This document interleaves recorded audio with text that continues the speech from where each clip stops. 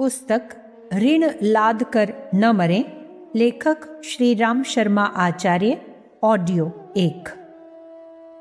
अन्य प्राणियों में से अधिकांश ऐसे हैं जो माता के पेट से जन्म लेने के उपरांत थोड़े ही समय में स्वावलंबी हो जाते हैं।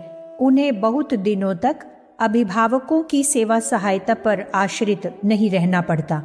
भोजन तलाशने योग्य बनने के उपरांत वे अपना निर्वाह आप करने लगते हैं। दूसरों की सेवा सहायता पर उन्हें निर्भर नहीं रहना पड़ता। अपने ही बल पराक्रम के सहारे वे अपनी जिंदगी काट लेते हैं। पर मनुष्य की स्थिति इससे सर्वथा भिन्न है। 9 महीने तक माता का रक्त मांस प्राप्त करके अपना गुजारा करता है। बूंद जैसी आरंभिक स्थिति को प्रजनन की स्थिति तक पहुंचने में उसे अपनी सारी खुराक माता के शरीर में से ही प्राप्त करनी पड़ती है। इसके उपरांत भी उसका नवजात शरीर इस योग्य नहीं होता कि अपने बूते अपना काम चला सके। मलमूत्र की सफाई, कपड़े, आहार आदि के संबंध में अधिकांश काम माता ही करती है। कुछ कामों में परिवार के अन्य लोग भी यदा कदा हाथ बटा देते हैं। इसके बाद घुटनों से चलने, पेट के बल रेंगने और खड़े होने की स्थिति आती है। इसमें परिवार वाले सहयोग करते हैं, तब वे क्रियाएं ठीक तरह संपन्न हो पाती हैं। बच्चा बोलना सीखता है। यह दूसरों की वाणी का पहले अर्थ समझता है, फिर उन शब्दों को दोहराने लगता है। बोलने का यही सिलसिला है। यदि बच्चा बहरा हो, कान से न सुन सके, तो उसे फिर आजीवन गूंगा रहना पड़ता है। जो सुनता ही नहीं वह बोले कैसे? माता पिता जिस भी भाषा को बोलते हैं, बच्चा उसी की नकल करने लगता है। अंग्रेजी, चीनी, अरबी, हिंदी आदि के शब्दों में बहुत अंतर है, किंतु बच्चा वही सीखता है जो अभिभावक बोलते हैं। इसे भी दूसरों का सहारा ही कहना चाहिए। लिखना पढ़ना इससे आगे की बात है। वर्णमाला, शब्दकोश, व्याकरण आदि कोई अपने आप नहीं सीख लेता। यह सब भी किन्हीं दूसरों को ही सिखाना पड़ता है। बच्चा किशोरावस्था पार कर लेने के उपरांत स्वयं कुछ कमाने धमाने की स्थिति में होता है। तब तक उसका भरण पोषण, शिक्षा, चिकित्सा एवं आवश्यक उपकरण जुटाने में अभिभावकों का ही योगदान रहता है। आगे चलकर क्या वह स्वावलंबी हो जाता है? नहीं, पराधीनता उसे आगे भी घेरे रहती है और बिना दूसरों की सहायता के काम नहीं चला सकता। खेल के मैदान में वह अकेला नहीं खेलता, टीम साथ होती है तब खेल बन पड़ता है। इसके बाद विवाह होता है। पत्नी न तो अपने घर में उपजती है और न वह बाजार में मोल बिकती है। उसे भी कोई उदार मना सुयोग्य बनाकर वर के हाथ सौंपता है। पत्नी की सहायता से घर चलता है। यदि उसका सहयोग न मिले तो आजीविका उपार्जन और गृह कार्य दोनों ही एक व्यक्ति नहीं कर सकता है। होटल में रोटी खा लेना एक बात है और गृहस्थी में जो अनेकों प्रकार की सुविधाएं मिलती हैं, वे गृहिणी के बिना संभव नहीं। उसकी सेवा सहायताएं इतने प्रकार की और इतनी मूल्यवान होती हैं कि उसके अभाव में घर शमशान जैसा लगता है। एक भी काम संभालने में नहीं आता। इन्हीं कारणों से उसे गृह लक्ष्मी कहते हैं। वह अपनी सेवा सहायता के बल पर सच्चे अर्थों में अर्धांगिनी बन जाती है। उपस्थिति में तो उसके मूल्य का पता नहीं चलता, पर जब बिछोह हो जाता है तो लगता है कि जीवन की लाश रह गई। जो उसमें सार तत्व था वह सब खिंच गया। आगे चलकर बच्चे होते हैं। वे हंसते बोलते प्यार करते ऐसे खिलौने होते हैं जिसे कहीं अन्यत्र से किसी भाव नहीं खरीदे जा सकते। आजीविका का प्रश्न आता है। वह भी मनुष्य अकेला नहीं कर सकता। नौकरी करनी हो तो किसी स्वामी की तलाश करनी पड़ती है। खेती करनी हो तो भी बैल और आए दिन कर्मचारी सहायक चाहिए। दुकान करनी हो तो ग्राहक चाहिए।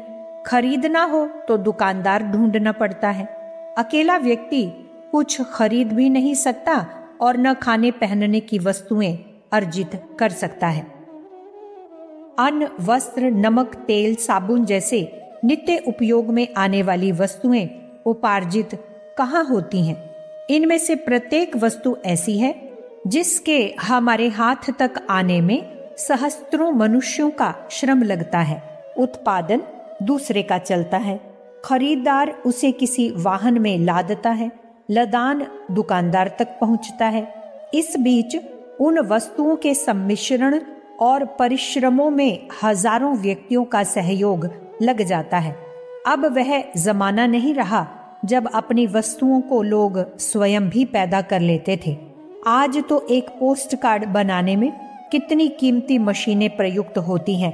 फिर उन मशीनों को खड़ा करने वाले, ढालने वाले कारीगर, कच्चा माल जुटाने वाले श्रमिक, वाहन आदि का हिसाब फैलाया जाए तो प्रतीत होगा कि पोस्ट कार्ड मात्र को खरीदने से लेकर उसे नियत स्थान तक पहुंचने में न जाने कितने लोगों का श्रम लगा होता है। पुस्तकें तो हम बाजार से पैसा देकर खरीद लेते हैं, पर यह भूल जाते हैं कि इसके लिए कागज बनाने, स्याही बनाने, छपाई करने का, मशीनें बनाने में कितने असंख्य लोगों की श्रृंखला जुड़ गई होगी। यही बात कपड़ा, जूते, कलम, घड़ी आदि के संबंध में कही जा सकती है। उन्हें खरीदने और उपयोग करने की बात को ही न सोचकर इतना विस्तार से अनुमान लगाया जाए कि इनमें लगने वाले कच्चे माल को उपलब्ध करने से लेकर पूर्ण वस्तु बनाने में एक एक छोटे छोटे कामों का कितना योगदान जुड़ा होगा, और उनका ज्ञान प्राप्त करने जिन जिन स्कूलों में पढ़ना पड़ा उनका ढांचा भी तो एक आदमी नहीं खड़ा कर सकता। जिस फर्नीचर का उपयोग हम करते हैं उसमें कितने ही प्रकार के कील चोवे लगे होंगे और उनको बनाने में कितनों का श्रम और कौशल काम आया होगा। हजामत, कपड़ों की धुलाई, बत्ती, पंखा आदि न जाने कितनी वस्तुएं दैनिक जीवन में प्रयुक्त होती हैं। उन्हें बनाने वाले, कच्चा माल बनाने वाले, बनाने की विधा सिखाने वाली पुस्तकें, अध्यापक आदि के विस्तार की कल्पना की जाए तो प्रतीत होगा कि उपरोक्त वस्तुओं के मूल पदार्थ से लेकर तैयार माल की स्थिति तक पहुंचने में सहस्त्रों का योगदान लगा होगा। यदि यह सब छिन्न भिन्न होता, सुयोग संयोग न बनता और अकेले अपने ही बलबूते इन सब वस्तुओं को जुटाने का भार अपने ऊपर पड़ता तो संभवतः एक भी वस्तु हम अकेले न बना पाते। अन्य प्राणी दूसरों से अच्छी स्थिति में हैं। वे घास खा लेते हैं, पानी ढूंढ लेते हैं, रहने की मांद बना लेते हैं, जिंदगी के दिन पूरे कर लेते हैं। किंतु मनुष्य है जिसकी आवश्यकताएं अपने बलबूते पूरी नहीं होती। वह दूसरों का पग पग पर आश्रित है। रोगी परिचर्या, चिकित्सा जैसे कारणों में उसे परावलंबन अपनाना पड़ता है। मरने के उपरांत पशुओं के चमड़े, सींग आदि का उपयोग हो जाता है, किंतु मनुष्य है जिसका मरने के बाद कुछ भी काम नहीं आता। वरन मरने के उपरांत कई व्यक्तियों को कंधे पर लाद कर ले जाना पड़ता है और शमशान में अंत्येष्टि क्रिया करने में 100 रुपये से भी अधिक पैसे खर्च पड़ जाता है। मनुष्य को सामाजिक प्राणी कहा जाता है। इसका एक अर्थ यह है कि उसका कोई भी काम सामूहिकता के बिना नहीं चलता। जो वस्तुएं दैनिक जीवन में काम आती हैं वे अनेकानेक व्यक्तियों के सहयोग से बनी होती हैं। दूसरा अर्थ यह है कि वह एकाकी निर्वाह नहीं कर सकता। जंगलों में कुटी बनाकर रहने वाले योगी तपस्वी तक माला, माचिस, कंबल, कमंडल, पाठ की पोथी, कोपीन आदि दूसरों द्वारा बनाई हुई ही उपयोग करते हैं। भोजन के लिए भी पराश्रित ही रहते हैं। उन्हें माता पिता और गुरु की आवश्यकता पड़ती है, जबकि अन्य प्राणियों द्वारा छोड़े हुए अंडे अपने आप पकते फूटते रहते हैं। इन सब बातों पर विचार करने से स्पष्ट है कि मनुष्य समाज का अविच्छिन्न रूप से ऋणी है। जितने दिन अधिक जीता है उतना ही अधिक ऋण उस पर चढ़ता जाता है। यदि वह उसे चुकाए बिना ऋण भार से लदा हुआ ही प्रयाण करता है तो उसे अनेक जन्मों में उसे चुकाना पड़ता है, जबकि पशु अपना ऋण दूसरों पर छोड़ जाते हैं, ले किसी का नहीं जाते। कोई ऋणी यदि बिना चुकाए भाग जाता है तो शास्त्र व्यवस्था के अनुसार उसे अगले जन्मों में चुकाना पड़ता है। यदि वह जीवित हो तो वारंट से पकड़ा जाता है, अन्यथा वह उसके बेटे पोतों से वसूल किया जाता है। इसलिए मनुष्य को तनिक समझदार होते ही यह समझा दिया जाता है कि उसे देव ऋण, आत्म ऋण और समाज ऋण चुकाकर मरना चाहिए, अन्यथा पीछे दुर्भाग्य सहना और दुर्दिन देखना पड़ता है। ऋणग्रस्त की सद्गति नहीं होती। देव ऋण यह है कि सृष्टा ने मनुष्य को अभूतपूर्व शरीर और मस्तिष्क दिया है। इससे उत्तम काया इस पृथ्वी पर और किसी की नहीं है।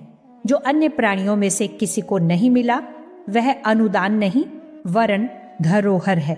यह शरीर दो उद्देश्यों के लिए मिला है कि एक अपने दोष दुर्गुणों को जन्म जन्मांतरों के संग्रहित कुसंस्कारों की सफाई करके अपनी अपूर्णताओं का समापन कर ले और सच्चे अर्थों में ईश्वर का युवराज कहलाने का अधिकारी बना ले।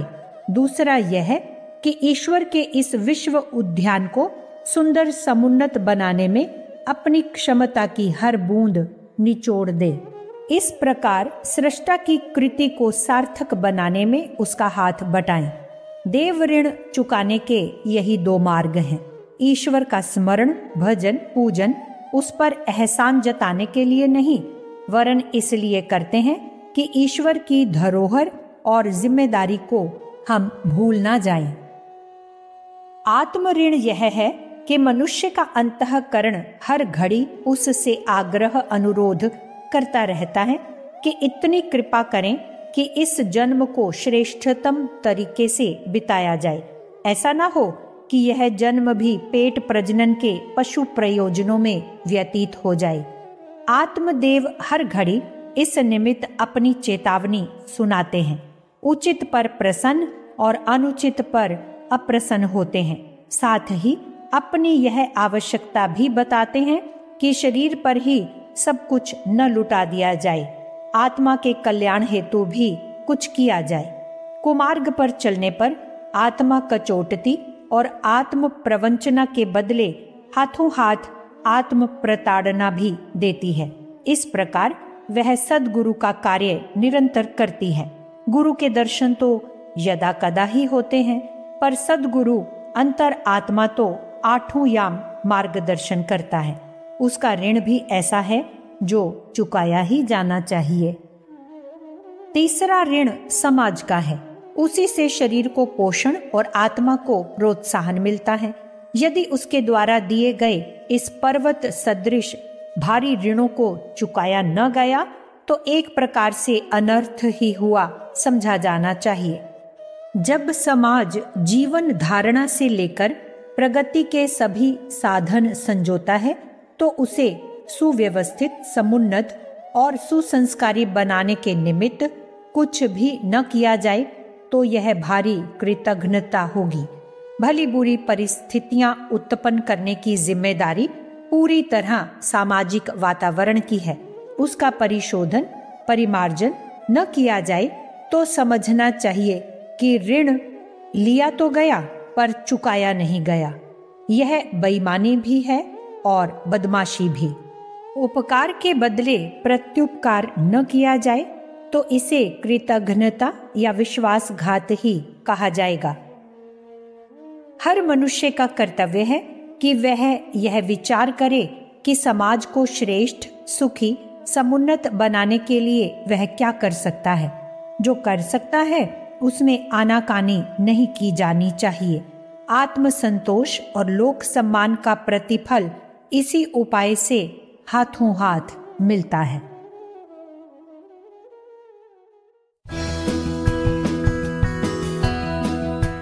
पुस्तक ऋण लाद कर न मरें, लेखक श्री राम शर्मा आचार्य, ऑडियो 2।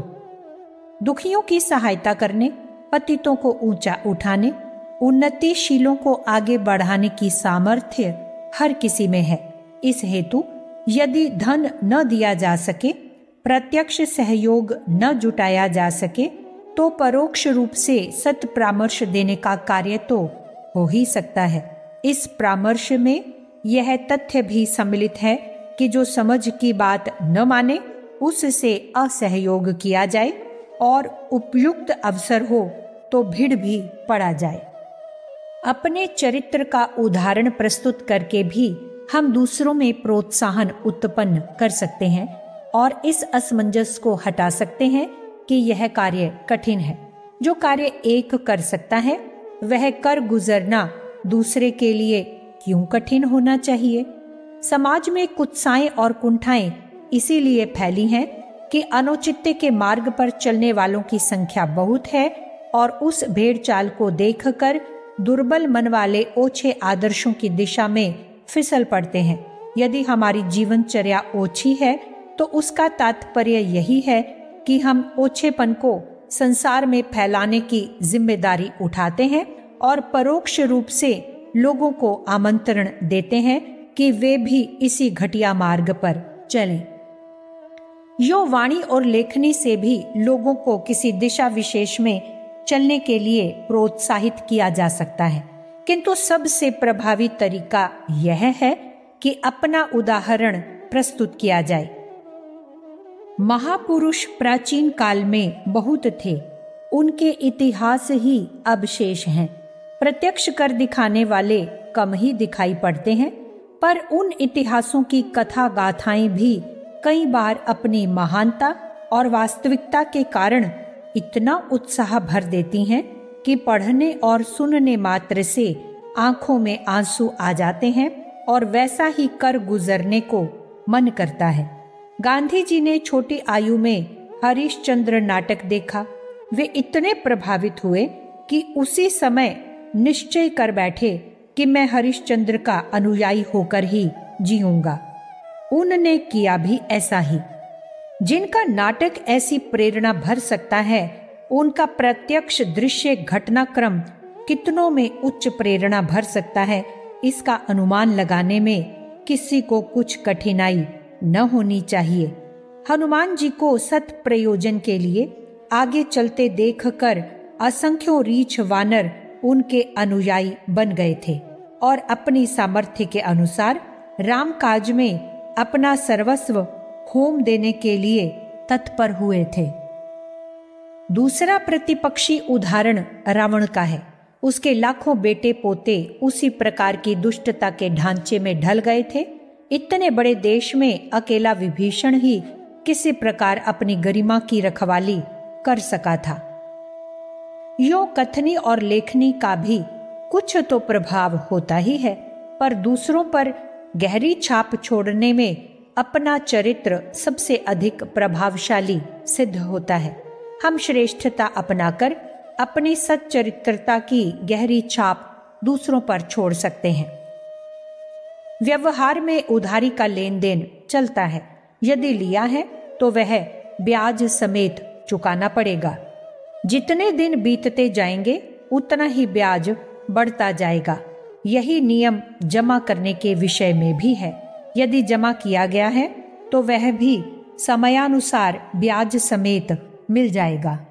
अच्छा हो हम संसार से हजारों लाखों मनुष्य का ऋण लेकर न मरें, अन्यथा कालांतर में इतना अधिक चुकाना पड़ेगा जो लिए हुए मूलधन की तुलना में कहीं अधिक होगा।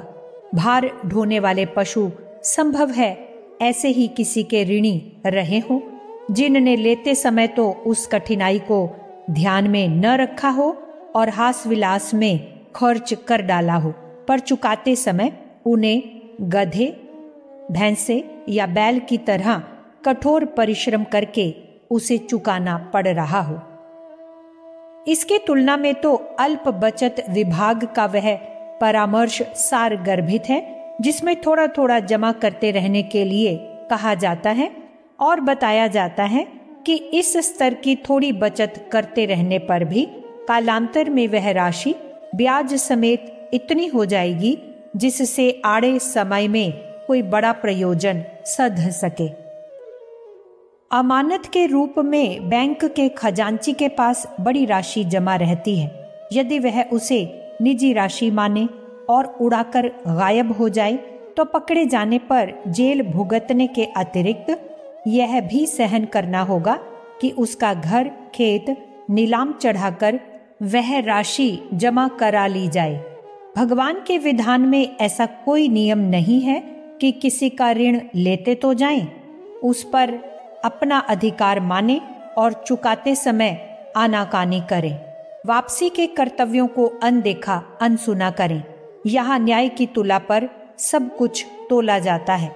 रियायत की कोई गुंजाइश नहीं है। क्षमा मांग लेने या मंत्र जप करने, गंगा नहाने भर से पापों के रूप में लिया हुआ ऋण चुकता नहीं है। किसी को इस प्रकार का भ्रम हो तो वह गलत फहमी निकाल देनी चाहिए और विश्वास करना चाहिए कि इस लोक में न सही पर लोक में या अगले जन्म में जो लिया है वह ब्याज समेत वापस करना पड़ेगा। यहाँ देर हो सकती है, अंधेर जैसा कोई व्यतिरेक नहीं है। हम असंख्य मनुष्यों को पीड़ाग्रस्त एवं अनेक जटिल दुर्गतियों में फंसे हुए देखते हैं। अन्य प्राणियों को भी समय समय पर ऐसी ही भयावह कठिनाइयों में फंसा देखा जा सकता है। इन घटनाओं को कभी अपने ऊपर भी घटित करके देखना चाहिए कि जो किया है या कर रहे हैं उसका प्रतिफल हमें भी इसी प्रकार भुगतना पड़ सकता है। ऋण शब्द का तात्पर्य बोलचाल की भाषा में धन के लेन देन से समझा जाता है, पर अध्यात्म क्षेत्र में वह इतना सीमित नहीं है, वरन उसका तात्पर्य श्रम, समय, सहयोग, सद्भाव आदि से भी है। जिसने अपने साथ जिस भी स्तर के सद्व्यवहार किए हों उन सब को ऋण की गणना में ही गिनना चाहिए और इसी जन्म में उनसे उऋण होने का प्रयत्न करना चाहिए।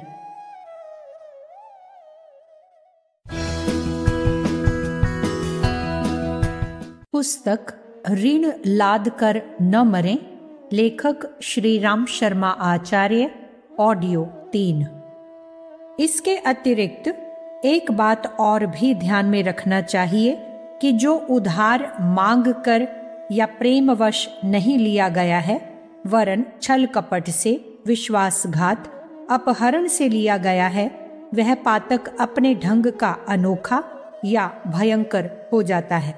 ऋण की राशि ब्याज समेत चुका देने में बात पूरी हो जाती है, पर यदि वह छल, लूट, डकैती आदि के आधार पर अपहरण किया गया है तो वह अनैतिक होने के कारण अतिरिक्त रूप से दंडनीय होगा।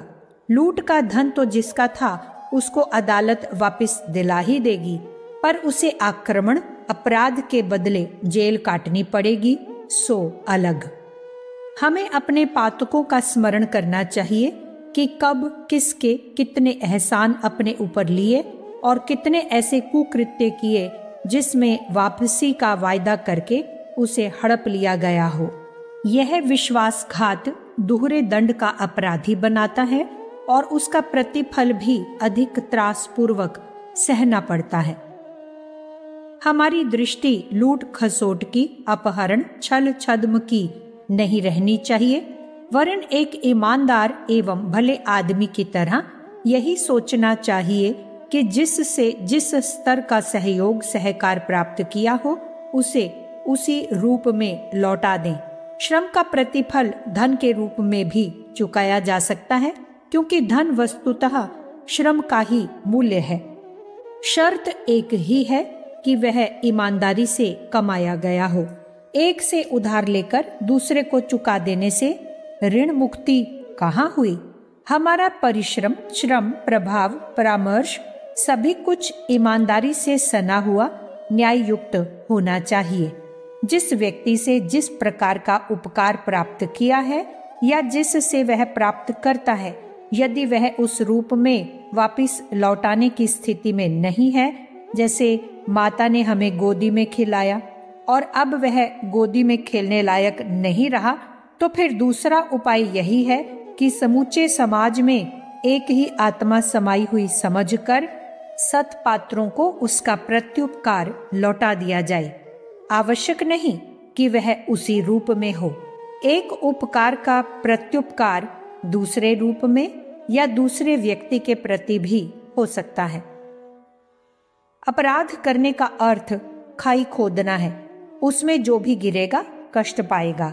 उन अपराधों की बेल फैलेगी और दूसरों को वैसी कुटेव लगावेगी। प्रतिकार एक ही तरीके से हो सकता है कि खोदी हुई खाई को उतना ही श्रम करके मिट्टी डालकर बंद कर दिया जाए, ताकि जिसके लिए वह खोदी गई थी उसे या अन्य किसी को उसका त्रास न सहना पड़े। समस्त विश्व एक है। एक जगह पहुंचाई हुई क्षति को दूसरी जगह भी पूरा किया जा सकता है। उदाहरणार्थ, किसी से ऋण लिया या जेब काटी, पर अब तक वह गया या उसका पता नहीं, तो उस राशि को किसी वास्तविक जरूरतमंद को देकर उसका ऋण चुकाया जा सकता है। किसी महिला का शील भंग किया, अब वह अनहोनी तो हो नहीं सकती।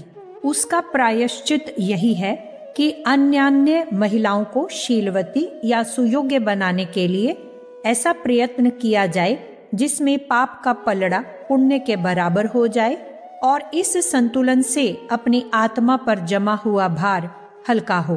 पाप का प्रतिशोध पुण्य से हो सकता है। आवश्यक नहीं है कि जिसका भार तिस को ही लौटाया जाए। एक बैंक से लिया हुआ कर्ज किसी दूसरी बैंक या शाखा में इस सूचना के साथ भी लौटाया जा सकता है कि यह ऋण अमुक बैंक से लिया गया था, वहां तक न पहुंच पाने के कारण आपके माध्यम से भरपाई कराई जा रही है। यह तरीका कुछ टेढ़ा तो है, पर अभीष्ट उद्देश्य की पूर्ति कर देता है। संसार में कितना उपकार लिया और उसे कितना वापस किया, यह हिसाब भी अपने मन ही मन लगाया जा सकता है, क्योंकि वस्तु स्थिति तो अपने को ही मालूम होती है। ऐसे असमंजसों में कुछ भ्रांति हो तो उसका निराकरण किसी निष्प्रिय आत्मा से पूछकर भी कराया जा सकता है। देव संस्कृति में ऋण से उऋण होने या पाप का बदला पुण्य के रूप में चुकाने का विधान है। यही वास्तविक भी है और उचित भी। ऐसा नहीं हो सकता है कि पूजा पत्री, नाम जप, प्रतिमा दर्शन या छुटपुट कर्म कांडों में से वह भार उतर जाता हो। ऐसी मान्यता बना लेने पर तो मनुष्य और भी अधिक ढीठ हो जाता है। एक हाथ से भारी पाप करता रहता है और दूसरे से उतने मूल्य की नहीं, वरन प्रायश्चित के नाम पर छुटपुट खिलवाड़ करता रहता है। इस मान्यता को अपना लेने पर मनुष्य 100 रुपए चुराने और 1 रुपया पुण्य कर देना जैसा आत्म प्रवंचना करने पर उतारू हो जाता है। ऋण या पाप का प्रतिकार उसके समतुल्य मूल्य का प्रायश्चित करने से ही उस अनर्थ का प्रतिशोधन परिमार्जन हो सकता है। हमारे मन में निरंतर यही भाव उठने चाहिए कि हम ऋणी या पापी बनकर इस संसार से विदा न हो, वरन पुण्य परोपकार की कुछ पूंजी ऐसी छोड़कर विदा हो कि अगली बार उसका प्रतिफल आनंददायक मिल सके। नास्तिकता ईश्वर को मानने या न मानने का नाम नहीं है, वरन उनकी विधि व्यवस्था पर विश्वास करने का नाम है। भगवान का सुनिश्चित विधान यह है कि पाप का दंड त्रास के रूप में और पुण्य का प्रतिफल आनंद के रूप में मिलता है। यह मान्यता यदि सुदृढ़ बनी रहे तो समझना चाहिए कि आस्तिकता का बीज तत्व मौजूद है। जिसने यह माना कि ईश्वर का कोई विधि विधान नहीं है, यदि है तो बड़े पाप को राई रत्ती पुण्य से क्षमा कराया जा सकता है, तो समझना चाहिए कि यह ईश्वर का तिरस्कार, उसके विधान की व्यवस्था और वास्तविकता से हजारों मील हटी हुई मूढ़ मान्यता अपना ली गई है। मनुष्य के अपने कर्म ही हैं जो उसे सद्गति या दुर्गति के निमित्त घसीट ले जाते हैं। ईश्वर का न किसी से राग है न द्वेष। सभी उसकी प्रिय संतान हैं, किंतु कर्म बंधनों की विधि व्यवस्था ऐसी है जिससे वह किसी को भी छुटकारा नहीं दिला सकता। राम ने ताड़ वृक्ष के पीछे छिपकर बाली को बाण मारा। अगले जन्म में बाली ने बधिक रूप बनाया और कृष्ण के पैर में तीर मारकर उनका अंत कर दिया। दशरथ को श्रवण कुमार के पिता का शाप लगा था कि मेरे पुत्र को जिसने मारा है वह भी पुत्र शोक में बिलख बिलख कर मरेगा। यही हुआ। दशरथ को पुत्र वियोग की व्यथा सहते हुए ही मरना पड़ा। अभिमन्यु की मृत्यु पर सुभद्रा ने उलाहना दिया कि कृष्ण, तुम अभिमन्यु के मामा और मेरे भाई होते हुए भी मृत्यु के मुख से उस बच्चे को न बचा सके।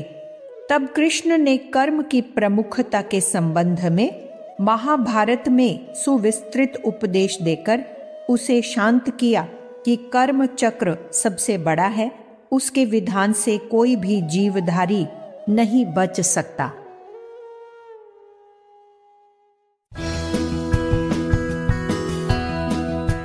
पुस्तक ऋण लाद कर न मरे, लेखक श्री राम शर्मा आचार्य, ऑडियो 4। रावण जब मरा तो उसके शरीर में सहस्त्र छिद्र थे। लक्ष्मण ने पूछा कि भगवन, आपने तो एक ही बाण से रावण का वध किया, फिर ये सहस्त्र छिद्र कैसे? राम ने कहा, मेरे बाण का तो एक ही छिद्र है, पर इसके दुष्कर्म असंख्य छेद बनकर अपने आप फूट रहे हैं। संसार का क्रम चक्र ही ऐसा है। मनुष्य का गुप्त चित्र, चित्रगुप्त अचेतन मन सबके कर्मों का अंकन करता रहता है और समय आने पर वे ग्रामोफोन के रिकॉर्ड की तरह अपने आप बजने लगते हैं। दुष्कर्मों के फल से महाप्रतापी कहे जाने वाले हिरण्याक्ष, वृत्तासुर, महिषासुर, जरासंध, सहस्त्रबाहु तक न बच सके तो सामान्य मनुष्यों का कहना ही क्या। आश्चर्य इस बात का है कि मनुष्य इन तथ्यों का दार्शनिक पृष्ठभूमि समझते हुए भी दुष्कर्म करने से बाज नहीं आता और फलतः उनकी पीड़ा प्रताड़नाएं सहता रहता है। मनुष्य का जन्म मरण भी कम कष्टकारक नहीं है। 9 महीने उसे एक छोटे थैले में कसकर बंधा रहना पड़ता है। बीच बीच में जब चेतना जागती है तो बाहर निकलने के लिए हाथ पैर भी फैलाता है, किंतु वश कुछ नहीं चलता। प्रसव काल में भी कठोर परिश्रम और पराक्रम उसी को करना पड़ता है। बाहर निकलते ही अपनी व्यथा रुदन चीत्कार द्वारा प्रकट करता है। मरण काल में किसी के समीप बैठकर देखा जाए तो प्रतीत होगा कि नस नस में संव्याप्त हुए प्राण का खींच खींच कर निकलने में कितनी व्यथा होती है। जन्म और मरण का मध्यकाल भी ऐसा है, जिसमें आए दिन शारीरिक व्यथा और मानसिक उद्विग्नताएं बनी रहती हैं। बाहर से चिपकने वाली और भीतर से उबलने वाली व्यथाएं पूरी नींद सोने भी नहीं देती। गुत्थियां जितनी सुलझाते हैं उतनी ही वे और उलझ जाती हैं। लंबा जीवन ज्यों त्यों करके बीत तो जाता है, पर उसका सार निष्कर्ष ऐसा कुछ भी नहीं निकलता जिस पर गर्व किया जा सके और यह कहा जा सके कि सुर दुर्लभ मनुष्य शरीर पाकर अपने लिए यह लाभ कमाया या दूसरों के लिए यह हित साधन किया। कुत्ता सूखी हड्डी उठा लेता है और उसे चबाने लगता है। हड्डी के दबाव से जबड़े छिल जाते हैं, उनमें से खून बहने लगता है। उसी को चाटता रहता है और यह अनुभव करता रहता है कि सूखी हड्डी में से स्वादिष्ट रक्त निकल रहा है। इंद्रिय भोगों के संबंध में भी यही बात है। किसी इंद्रिय में कोई स्वाद नहीं है। यदि होता तो वृद्धावस्था या मरणावस्था में भी वह स्वाद उसी प्रकार क्यों नहीं आता? वस्तुतः अपने ही जीवन तत्व का आवश्यक क्षरण ही इंद्रिय सुख या स्वाद के रूप में खर्च होता रहता है और यह भ्रांति उत्पन्न करता रहता है कि वह कहीं अन्यत्र से अतिरिक्त लाभ मिल रहा है। वस्तुतः वह अपना ही क्षरण मात्र है। सामान्य मनुष्यों के साथ तुलना करने पर यह प्रतीत होता है कि मनुष्य जीवन भी अन्य प्राणियों की तरह सार रहित है। अन्य प्राणी पेट भरते ऋतु प्रभावों से दुखी रहते हैं। आहार का भी कोई निश्चित ठिकाना नहीं रहता। आक्रमणकारी शत्रुओं का भय निरंतर बना रहता है। इस प्रकार किसी प्रकार से बेचारे जिंदगी के दिन पूरे कर लेते हैं। उनमें बुद्धि बल न होने से केवल वर्तमान ही ध्यान में रहता है। भूतकाल को भूल जाते हैं और भविष्य की कोई योजना बनाने की चिंता नहीं करनी पड़ती। किंतु एक मनुष्य है जो न जाने कितनी आशंकाओं चिंताओं से घिरा रहता है। खाई रोटी अंग नहीं लगती है। दिन कट जाता है और रात भारी पड़ती है। रात कट जाती है तो दिन भारी पड़ता है। उद्विग्नताओं से हर घड़ी दिल धड़कता रहता है। इतने पर भी यह नहीं बन पड़ता कि इतने बहुमूल्य जीवन को आदर्शों, उद्देश्यों, महान प्रयोजनों के लिए लगाया जा सके तो इसकी स्थिति देवोपम बन सकती है। आत्मसंतोष और अनेकों के श्रद्धा पात्र बनकर इस प्रकार जिया जा सकता है कि जिससे अनेकों अभिवंदन करें और ऐसी प्रेरणा प्राप्त करें जिसका उल्लेख करते करते इतिहासकार थके नहीं। इसके लिए कोई बड़ा सा पुरुषार्थ नहीं करना पड़ता, मात्र सीधे मार्ग पर चलना पड़ता है। औंधे मार्ग पर चलने से तत्काल ही अगणित झंझट सहने पड़ते हैं और साथ ही उनके भावी दुष्परिणामों के दुख दर्द भी कम नहीं सहने पड़ते। सच बोलना इतना सरल है कि उसमें किसी प्रकार की चतुरता अपनाने की आवश्यकता नहीं पड़ती। जो बात जैसी देखी या सुनी है उसे उसी रूप में कह देने में किसी अतिरिक्त बुद्धि का उपयोग नहीं करना पड़ता। किंतु यदि झूठ बोलना हो तो अनेकों झूठ उसके साथ मिलाकर बोलना पड़ता है ताकि वह चालाकी पकड़ में न आ जाए। इसी प्रकार चोरी, बुराई, व्यभिचार आदि से बचे रहने का रास्ता सर्वथा सुगम है। उसका पालन बिना किसी छल कपट दुराव षड्यंत्र के किया जा सकता है। किंतु यदि दुष्कर्म करने हो तो लोगों की आंखों से बचने, दंड प्रताड़ना से अपनी चमड़ी बचाने के लिए इतने प्रकार के छल प्रपंच की परतें चढ़ानी पड़ती हैं कि बात कुछ से कुछ दिखने लगे। धूर्तता में चरम सीमा की चालाकी बरतनी पड़ती है, अन्यथा उसकी पोल खुले बिना नहीं रहती। इतनी चालाकियां करने के बाद भी छल के रहस्य खुलकर रहते हैं। वे आज नहीं तो कल प्रकट होकर रहते हैं। जब प्रकट होते हैं तो जो लाभ उठाया गया था उसकी तुलना में 1000 गुने अधिक मूल्य की अपनी प्रामाणिकता नष्ट हो जाती है और उस व्यक्ति के साथ कोई व्यक्ति ऐसा व्यवहार भी नहीं करता जिसमें जालसाजी की गुंजाइश न हो। पैसे की थोड़ी अनुचित कमाई कर लेने की तुलना में अपनी इज्जत और विश्वसनीयता गंवा बैठना कहीं अधिक हानिकारक है। एक बार के घाटे को किसी प्रकार सहा भी जा सकता है, किंतु सदा के लिए अपनी प्रामाणिकता गंवा बैठना इतना बड़ा घाटा है जिसकी क्षतिपूर्ति किसी भी प्रकार नहीं हो सकती।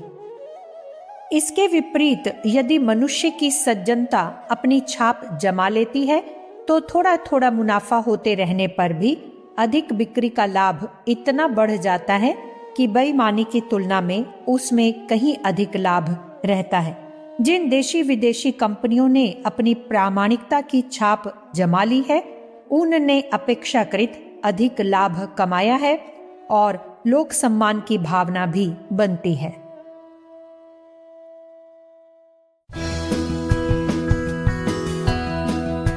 पुस्तक ऋण लाद कर न मरे, लेखक श्रीराम शर्मा आचार्य, ऑडियो 5।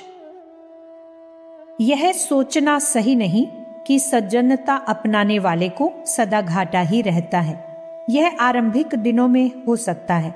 जब तक कि उसकी जांच पड़ताल नहीं हुई है तब तक लोग शंकाशकित रहते हैं और फूंक फूंक कर कदम उठाते हैं।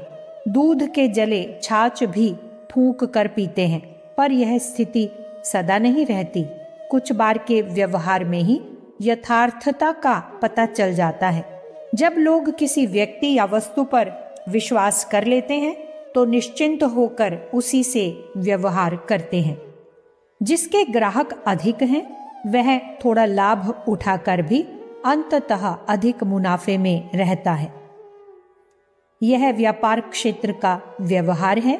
लोक सेवा और सज्जनता की नीति हर क्षेत्र में उपयोगी सिद्ध होती है। आरंभिक परीक्षा काल में लोगों को वास्तविकता समझने तक शंकाशकित रहना पड़ता है कि जो प्रकट किया जा रहा है वह वास्तविकता है भी या नहीं। इसी परीक्षा काल को कोई चाहे तो घाटा कह सकता है, पर इस जांच पड़ताल में बहुत लंबी अवधि नहीं लगती। यथार्थता प्रकट होकर रहती है तब हर आदमी उसी के साथ संबंध रखना चाहता है, उसी के साथ मैत्री निभाना चाहता है जो प्रामाणिक है। जिस प्रकार प्रथम श्रेणी में उत्तीर्ण होने वाले को काम आसानी से मिल जाता है, उसी प्रकार ईमानदारी की कसौटी पर खरा सिद्ध होने वाले को भविष्य में अच्छे लोगों का भी और प्रचुर परिमाण में भी सहयोग मिलने लगता है। संसार के उन्नतिशीलों में उन्हीं की गणना हुई है जिनने हर कसौटी पर अपने को खरा सिद्ध कर दिया है। अप्रामाणिक व्यक्ति एक दो बार भले ही किसी को ठग ले, पर पीछे काठ की हांडी बार बार नहीं चढ़ती। उन्हें अपनी प्रतिष्ठा के साथ साथ इज्जत भी गंवानी पड़ती है और आजीविका भी। आदर्शवादिता के निर्वाह में माना कि अपना समय, श्रम, साधन लोकहित में लगने के कारण कुछ घाटा रहता है, पर यह घाटे की स्थिति लंबे समय तक नहीं रहती। उसके बदले में लोक सम्मान और जन सहयोग मिलने लगता है। असंख्य व्यक्तियों पर उनका प्रभाव रहता है। यह प्रभाव उन्हें ऐसे महत्वपूर्ण पद पर पहुंचाता है जितना कि ढेरों पैसा देकर भी कोई नहीं खरीद सकता। मुड़सान के राजा महेंद्र प्रताप ने कुटुंबियों की मांग को ठुकराकर अपना राज्य प्रेम महाविद्यालय के लिए दान कर दिया। सुभाष चंद्र बोस ने भी अपनी व्यक्तिगत संपदा विदेशों में भारत का पक्ष प्रस्तुत करने के निमित्त दान कर दी। भामा शाह ने कुटुंबियों को अपनी कमाई का एक पैसा न देकर राणा प्रताप को स्वतंत्रता संग्राम के लिए अपनी समस्त राशि अर्पण कर दी। यहाँ न्याय सदा औचित्य का समर्थन करता रहा है। व्यक्ति का ऋण व्यक्ति को ही चुकाया जाए, यह आवश्यक नहीं। कृष्ण का कुटुंबी यदुवंशी होता था। वह वंश परंपरा के आधार पर द्वारिका का राज्य अपने लिए चाहता था, पर वे जानते थे कि यह दुष्ट समुदाय इस वैभव को पाकर अनर्थ कार्यों में ही व्यय करेगा। इसलिए उन्होंने तत्कालीन परंपरा का सर्वथा उल्लंघन करते हुए वह सारा वैभव सुदामा को अर्पण कर दिया और सुदामापुरी में उस धन से सामान्य विद्यालय को बढ़ाकर महान विद्यापीठ बना दिया गया। हनुमान आजीवन सेवा भाव में संलग्न रहे। सुग्रीव का पक्ष न्याय का देखा तो उनकी सहायता में जुटे रहे। पीछे राम को उनकी आवश्यकता पड़ी तो अपनी जान जोखिम में डालकर न्याय के समर्थन में आगे आए।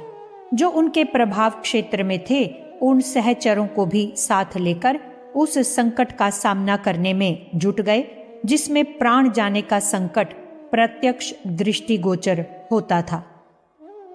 दधीची ने देवताओं को संकट से घिरा देखा तो उन्हें बचाने के लिए वृत्तासुर जैसे त्रैलोक्य विजयी के विरुद्ध संघर्ष में प्राण हथेली पर रखकर घोर तप करने लगे और अपनी अस्थियों को ऐसा बना लिया जिससे इंद्र वज्र बन सके और संकट के समाधान का मार्ग निकल सके। पानी का सर्वत्र अभाव देखकर उस दुर्भिक्ष से जूझने के लिए भगीरथ को प्रचंड तप करना पड़ा। वे उस कठिन कार्य में तब तक जुटे रहे जब तक कि गंगा स्वर्ग से धरती पर आने के लिए सहमत न हो गईं। ऐसे ऋषि तपस्वी घाटे में नहीं रहे हैं। उनने जितना कष्ट सहा, श्रम किया, उससे कम नहीं वरन अधिक ही श्रेय अर्जित किया। आदर्शों के लिए 5 पांडव 100 कौरवों की 18 अक्षौहिणी सेना के साथ भिड़े और विजयी होकर रहे। कहते हैं कि सत्य में 1000 हाथी का बल होता है। पांडवों के उदाहरण में वह बात सत्य होकर रही। भगवान श्री कृष्ण ने पांडवों को वह परामर्श दिया जिससे धर्म और न्याय की रक्षा हुई, किंतु भाई, भतीजे, गुरुजन आदि मारे गए। यहाँ किसके ऋण से उऋण हुआ जाए, इस गुत्थी को इस आधार पर नहीं सुलझाया गया है कि कौन निकटवर्ती है, कौन वंशज है और किसने किस अवसर पर क्या न्याय या अन्याय किया है। अपना पक्ष न्याय, विरोधी पक्ष अन्याय, इसी कसौटी पर सदा से समर्थन और विधि की गुत्थी सुलझाई जाती रही है।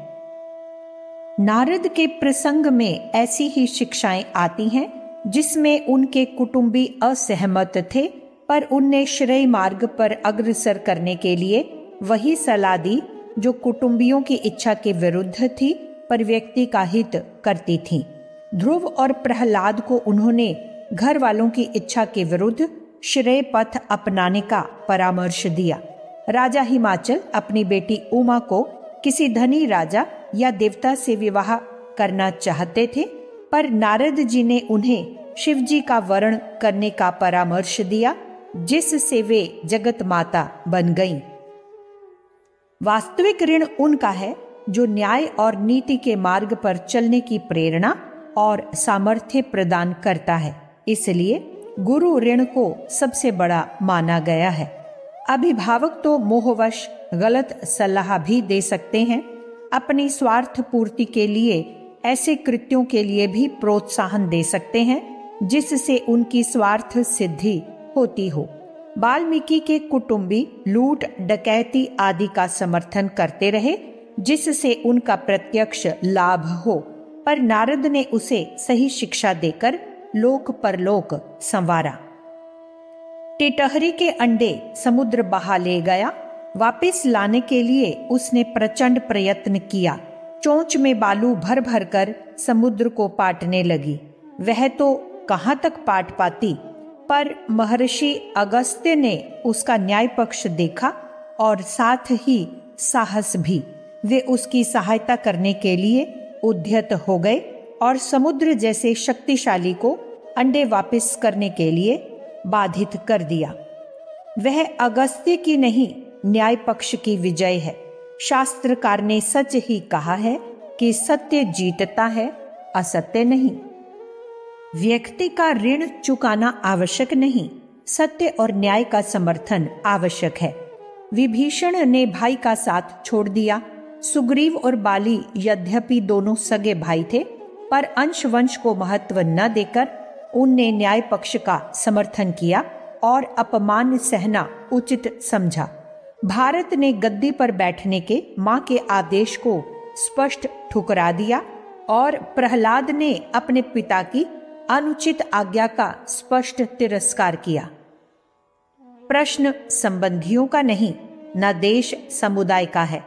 विचारणीय केवल यह है कि न्याय पक्ष का समर्थन किया गया या नहीं। अन्याय के समर्थन में किसी का भी साथ नहीं देना चाहिए, भले ही वह अपना कुटुंबी, मित्र, शुभ चिंतक ही क्यों ना हो। भस्मासुर देवताओं का भक्त था, पर उनमें से किसी ने भी उसके अन्याय मूलक प्रयास में समर्थन नहीं दिया। दुर्वासा को भी अनीति अपनाने पर विष्णु का कोप सहना पड़ा।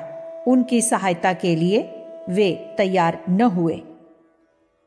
नानक का स्वर्ण मंदिर बनाकर लोगों ने उनका सम्मान प्रकट किया। विवेकानंद का कन्याकुमारी स्मारक कितना शानदार है। गांधी बुद्ध को अपने जीवन में जो सम्मान मिला और उनके न रहने पर जो स्मारक बने, उन्हें देखते हुए यह सहज अनुमान लगाया जा सकता है कि मनुष्य की महानता की कद्र उनके सामने ही नहीं होती, वरन पीछे भी चिरकाल तक बनी रहती है। रामकृष्ण परमहंस के आश्रम स्मारक संसार के कोने कोने में बने हुए हैं। राजनेताओं ने जो उच्च पद पाए वह उनकी लोक सेवा की परिणति ही थी। स्वराज्य के आरंभिक दिनों में जिनकी सेवाएं ऊंची थी उन्हीं को चुन चुनकर राजनेता बनाया गया। यही बात अन्य देशों में भी होती रही है। लिंकन, लेनिन आदि राष्ट्राध्यक्षों के पद पर इसलिए पहुंचे कि उनके पीछे जनता की अपार श्रद्धा थी। राष्ट्र के उद्धारक, समाज सेवी संत सर्वत्र प्रख्यात हुए हैं और इतना ही नहीं वरन यह भी हुआ है कि उनके न रहने पर भी असंख्य अनुयायी रहे हैं। आवश्यक नहीं कि हर आदर्शवादी को तभी मान्यता मिले जब वह अपने प्रयोजन में सिद्ध हो जाए। ईसा, सुकरात, गांधी, कृष्ण, दयानंद आदि की हत्या की गई और वे अपने समय में पराजित ही समझे गए, किंतु इतने से भी उनका क्या बिगड़ा। सच्चाई के सिद्धांतों को सदा मान्यता मिलती रही और वे अपने शरीर से एक प्रकार से अजर अमर जैसे ही माने जाते रहे। विजय हो या पराजय, सत्य के सेवा के मार्ग पर अडिग रहने वाले अपने लक्ष्य तक पहुंच कर ही रहते हैं। वे स्वयं उतना काम न कर सकें तो उनके अनुयायी इतना काम करके दिखा देते हैं जिसका लेखा जोखा लेने में आश्चर्यचकित रह जाना पड़ता है। ईसा, बुद्ध, गांधी शरीर से नहीं रहे पर उनके अनुयायियों ने उन सिद्धांतों को जीवित रखने तथा फैलाने में कुछ कमी न रहने दी। फ्रांस की जोन ऑफ आर्क एक किसान की बेटी थी तो भी अपने देश को स्वतंत्र बनाने में महती भूमिका निभाई। ऋण लाद कर वे मरते हैं जिन्होंने शरीर रक्षा के लिए अनेकों का उगाया अन्न वस्त्र उपयोग किया, अनेक लोगों से अनेक प्रकार की सहायताएं प्राप्त की, किंतु बदले में कोई ऐसे प्रत्युपकार न कर सके जिनके आधार पर उन्हें ऋण मुक्त होकर विदा होने का सम्मान किया जा सके। जिनने दूसरों के श्रेय से लाभ तो उठाया पर किसी के लिए कुछ कहने लायक ऐसा काम न कर सके जिस पर लद कर दूसरे लोग अपने को उठाते और धन्य बनाते। मनुष्य की संरचना ही ऐसी है कि वह अभिभावकों की सहायता तक से जीवित नहीं रह सकता। फिर यदि अन्य किसी क्षेत्र में मनुष्य ने उन्नति की है तो उस स्तर के लोगों से अनुग्रह प्राप्त किया है। अकेला इक्कड़ तो सूअर, हिरन, हाथी तक बदनाम हो जाता है। फिर जिसका अनुग्रह किसी को न मिल सके, जिसके कृत्यों से संसार में सुविधा, सद्भावना, श्रेष्ठता, सुसंस्कारिता का देवत्व विकसित न हुआ, जो सदा दूसरों को दुख ही देने वाले परामर्श देता और राह सुझाता रहा, उसे एक प्रकार से धिक्कारणीय ही समझा जाना चाहिए। न उसकी आत्मा कभी चैन से बैठती है और न लोक परलोक ही बनता है। ऐसे लोग भगवान के दरबार में अपना कलंकी मुंह लेकर प्रवेश ही क्या पा सकेंगे। आवश्यक नहीं कि धन देकर ही किसी की सहायता की जाए। दिए हुए धन का यदि दुरुपयोग हुआ तो समझना चाहिए कि पुण्य के स्थान पर उल्टा पाप चढ़ा। मनुष्य का कर्तृत्व ऐसा होना चाहिए जिससे व्यक्ति को उत्कृष्ट चिंतन और आदर्श व्यवहार के लिए प्रोत्साहन मिले। अन्यथा किसी को धनी बना देने, ऊंचे पद पर पहुंचा देने से भी कोई लाभ नहीं। ऐसे लोग उन सुविधाओं के सहारे शौक मौज के साधन भले ही उपलब्ध कर सकते हैं पर वह श्रेय नहीं प्राप्त कर सकते जिसे ऊंचा उठना या आगे बढ़ना कहते हैं। संसार में ऐसे अनेकों व्यक्ति भरे पड़े हैं जिनने ढेरों संपदा कमाई और फुलझड़ी की तरह तमाशा देखने में उड़ाई। ऐसे लोगों की भी कमी नहीं जो शौक मौज के कितने ही ठाट बाट बनाए रहते हैं और चित्र विचित्र इंद्रिय सुखों का रसास्वादन करते हैं। संपदा उसे नहीं कहते जो दुर्गुणों और दुर्व्यसनों को, अनाचारों को बढ़ाने में सहायक हो। वास्तविक धन वह है जो व्यक्तित्व को उभारे और निखारे, सत्कर्म करने की प्रेरणा दे और ऐसे कामों में लगे जिससे मनुष्य ऊंचा उठ सके, आदर्शों को अपना सके। धन या सुविधा साधन किसी को देकर उसे प्रसन्न भर किया जा सकता है, किंतु हित साधन नहीं। सुविधा सामग्री मनुष्य को विलासी, आलसी, दुर्व्यसनी, अहंकारी, दुर्गुणी बनाती है, किंतु व्यक्तित्व को नहीं निखारती। वह तो सादगी, सज्जनता, सेवा, संयम आदि का सहारा लेते उभरते हैं। शरीर की सुविधा और आत्मा की सहायता को यदि दूरदर्शिता की तराजू पर तोला जाए तो उत्कृष्ट आदर्शवादिता का ही पलड़ा भारी बैठता है। इन्हीं को अपनाकर मनुष्य अपना और दूसरों का हित साधन करता है। अस्तु वास्तविक भलाई अपनानी और दूसरों के लिए छोड़नी बांटनी हो तो उसका एक ही तरीका है कि सोचने और करने में उत्कृष्टता का समावेश कैसे किया जा सकता है यह बताया जाए और साथ ही अपने प्रभाव का प्रयोग करते हुए वैसा ही करने का अभ्यास कराया जाए। शरीर को थोड़ी असुविधा हो तो इससे मनुष्य का कुछ घटता नहीं, वरन सच्चाई यह है कि कष्ट सहिष्णु आदमी अधिक बलिष्ठ, निरोग और दीर्घजीवी होता है। जिसे सुविधाओं की भरमार रहेगी वह सुविधाओं का रसा स्वादन भले ही कर ले, पर न शरीर की दृष्टि से बलिष्ठ हो सकता है, न स्वभाव की दृष्टि से सहिष्णु, न साहस का बाहुल्य होता है और न शौर्य पराक्रम का धनी। मिलिट्री के सैनिकों को निरंतर ड्रिल इसलिए कराई जाती है कि उसकी कष्ट सहिष्णुता के साथ जुड़ी हुई बलिष्ठता और प्रखरता घटने न पाए। योगी तपस्वी भी यही रीति नीति अपनाते हैं। वे लिप्साओं से जूझने और आदर्शों को कष्ट साध्य परिस्थितियों में भी अपनाए रहते हैं। तपस्वी हर दृष्टि से ओजस्वी, मनस्वी एवं तेजस्वी होते हैं। इसलिए जिन्हें इस संसार से उऋण होकर उज्जवल मुख लिए विदा होना हो, उन्हें उपलब्ध वैभव को विलास में नहीं वरन परमार्थ में उदारता पूर्वक खर्च कर डालने की आदत डालनी चाहिए।